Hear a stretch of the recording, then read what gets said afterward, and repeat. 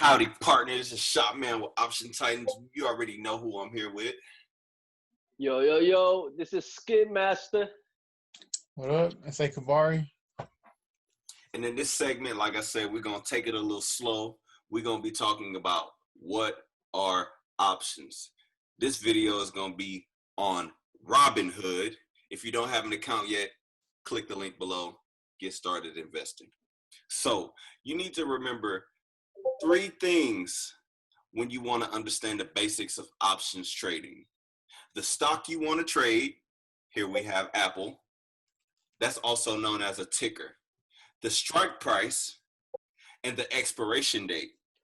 But before we continue, let me give you the textbook definition of what an options contract is.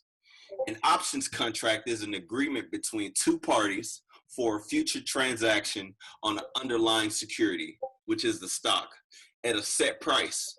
Remember the strike price. Within a specific date. They also have expiration dates. A contract gives the buyer or seller the right, but not the obligation to purchase that security at the price during the contract. I know that's a lot to take in. So let me just explain why we trade options in the first place, and that's going to be the leverage. So we have Apple here at 115.08. If we want to get 100 shares of Apple, that total will be 1,100. Nope, that ain't it. Nope. So if you Hold wanted, up.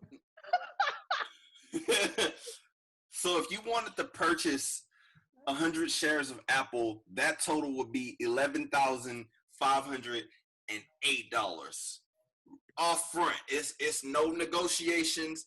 This is the price.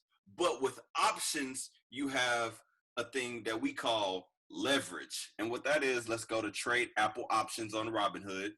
So by trading options, you control 100 shares of Apple with $350. Kabari, tell them about the bid price. So let's see. The bid price is normally where people would want to sell, but you could also get in for cheap if you got somebody trying to get out of their option and they just want to get out. So you just pay at $3.45. Now it says $3.45, but you got to remember the option is a contract for 100 shares. So what you're doing is you got to take that $3.45 and multiply it by 100. And now you got your ask. Your ask is normally where people buy into because you're going to be buying it for a little bit more. See, it's $3.50 versus $3.45. If you want to get in and out the fastest, you're going to buy at the ask, sell the bid.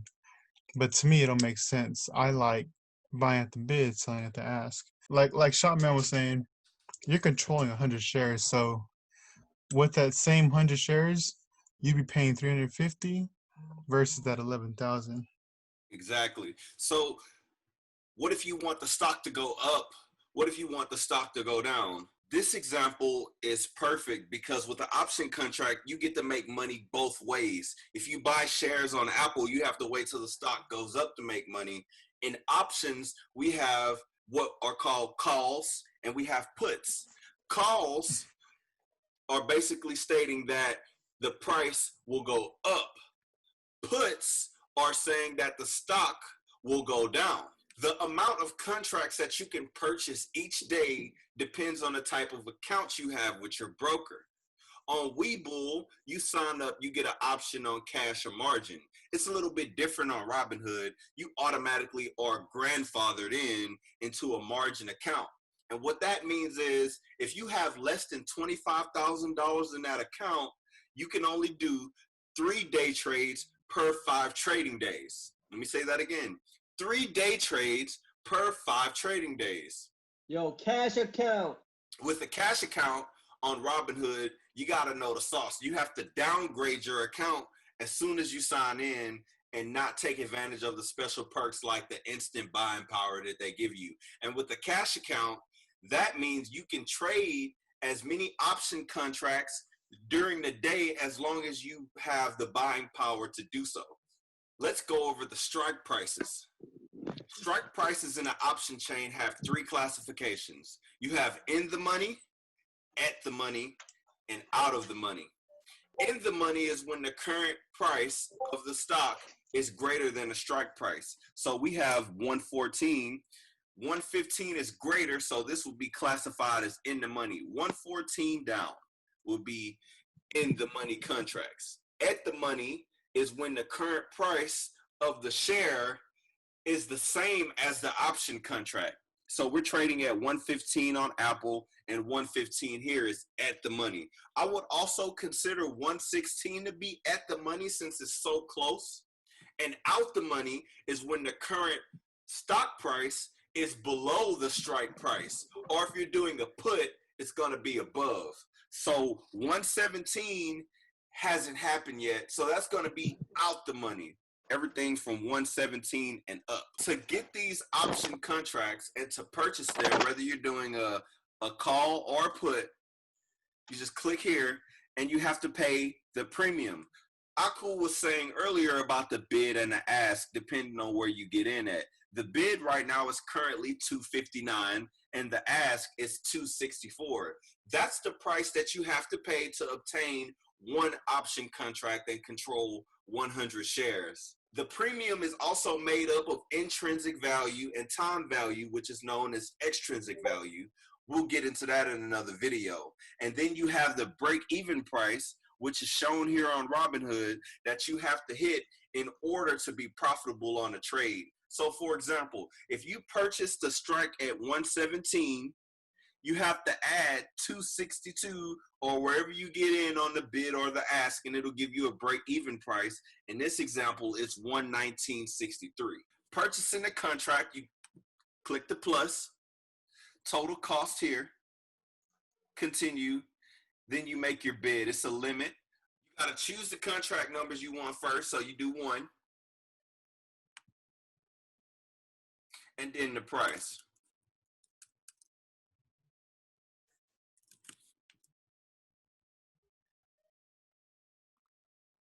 After that, it'll display the total, which is the max cost. The max cost is the max amount you could lose when it goes against your way.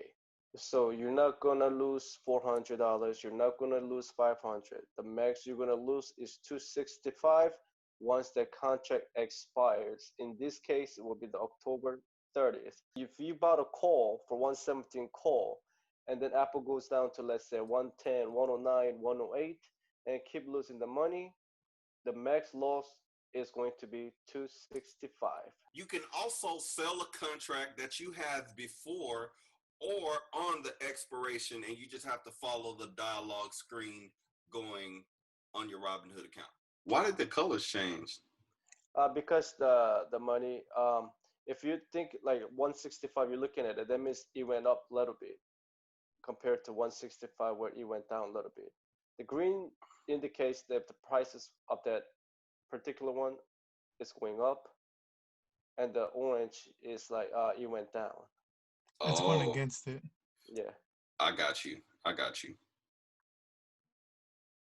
So right now, Apple's in a downtrend. So if you go to puts, it's going to be green because it's moving towards that way. So all these percentage changes should be on the positive.